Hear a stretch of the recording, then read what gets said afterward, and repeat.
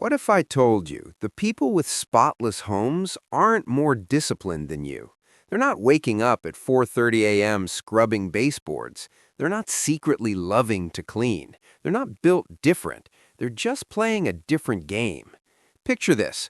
It's 7:12 p.m. You drop your jacket on a chair. A coffee cup hits the desk. Mail lands on the counter. You tell yourself, I'll get to it later. Cut to 3 days from now. That chair has turned into a clothing mountain. The desk looks like a crime scene. The counter is an archaeological dig of your life choices. And you're standing there wondering, how does my place get messy so fast? Here's the uncomfortable truth. Your house isn't messy because you're lazy. It's messy because you're postponing tiny decisions, and tiny delays quietly destroy your environment. Today, I'm going to show you the lazy habits that keep homes clean. Not hustle habits, not perfectionist habits, lazy habits, the kind that save energy instead of draining it. And once you see them, you won't be able to unsee them. Let's start with something deceptively simple, the 2-minute rule. If a task takes less than 2 minutes, you do it immediately. Not later, not after this episode, not tomorrow, now. That's it. Because clean home people understand something most people don't. Mess doesn't arrive in explosions. It arrives in whispers. One plate, one hoodie, one unopened package, one water bottle. Individually, they feel harmless. Collectively, they turn into chaos. You think you're saving time by postponing, but what you're really doing is borrowing stress from your future self, and future you always pays interest. Smart people treat 2-minute tasks like hot stoves. Touch it, handle it, move on. Lazy people, real lazy people, don't stockpile small problems. They delete them on site. Now let's talk about something nobody wants to admit. Your house isn't cluttered, it's overcrowded. Enter the one in, one out rule. Every time something new enters your home, something old leaves. New shirt, old shirt gets donated. New mug, the chipped college mug gets retired. This isn't minimalism, this is math. Your home has finite space. Your shopping habits don't.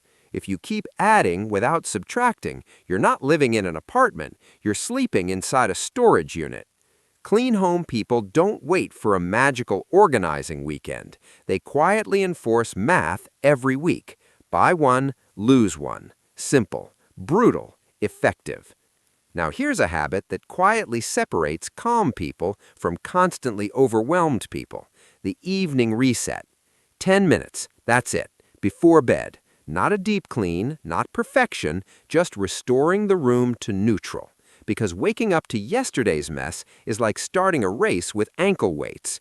Your brain walks into the room and immediately thinks, I'm behind, even if nothing bad has happened yet. Clean home people protect their mornings. They understand something powerful. Future me deserves a fresh start. If you wake up every day surrounded by chaos and wonder why you're stressed by 8:30 a.m., you're sabotaging yourself in your sleep. Now let's diagnose the most dangerous piece of furniture in America, that chair. You know the one, the chair that isn't for sitting, it's for clothes that aren't dirty but aren't clean. That chair exists for one reason. Nothing has a home. Clean home people give everything a specific address.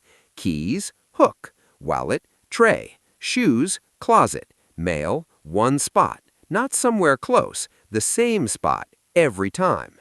Because your brain loves patterns. When objects have homes, putting them away becomes automatic. When they don't, your house becomes a daily scavenger hunt. If you spend more than 5 minutes a day looking for your own stuff, you don't have bad memory, you have bad systems. Fix the system, your brain will follow. Now let's talk about the psychological centerpiece of your home, the kitchen sink. Empty, before bed, always. Why? Because an empty sink sends a message, I'm in control. A full sink sends a different one, I've given up. And once your brain believes you've given up in one area, it quietly lowers standards everywhere else. 1 pan becomes 5. 5 becomes avoidance. Avoidance becomes takeout. Takeout becomes I never use my kitchen. Mess multiplies. Clean multiplies too. Start with the sink. It's the domino. Let's zoom out. The weekly sweep. 1 hour, once a week. Vacuum, bathroom, kitchen, trash, done. Not perfect, maintained. Because consistent light effort beats occasional heroic effort. Most people live like this. Ignore everything, ignore everything, ignore everything, panic clean because guests are coming. That's not being busy, that's procrastinating with consequences. Maintenance cleaning feels boring. Emergency cleaning feels painful. Choose boring. Boring wins. Now for the habit that traps millions of people, the broken laundry loop. Most people do this: wash, dry, stop. Then clothes live in baskets, on beds, on floors, on chairs. Clean clothes mix with dirty clothes. Nobody knows what's what anymore. Clean home people finish the loop. Wash, dry, fold, put away, same day. Because I'll fold it later is how you accidentally become someone who lives out of a laundry basket. The laundry wasn't hard, you just refused to finish the last 10%. And the last 10% is what creates order. Now look around your room. Every flat surface, counter, table, desk, bathroom sink. How many are visible? Flat surfaces are visual clutter magnets. One item lands, then another, then 5, then 20, and suddenly your brain reads overwhelming. Clean home people treat flat surfaces as functional, not storage. Counters are for cooking. Tables are for eating. Desks are for working, not for becoming permanent piles. If you can't see the surface, you don't have cozy, you have crowded. Now let's make throwing things away effortless. Trash cans everywhere. Bedroom, office, living room, bathroom. Because your brain follows the path of least resistance. If throwing something away requires leaving the room, it probably won't happen. If the trash can is 2 feet away, it will.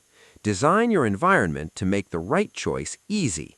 Stop relying on willpower. Start relying on placement. Now here's the real truth behind all of this. These habits aren't about being a neat freak. They're about understanding psychology. Your environment shapes your nervous system.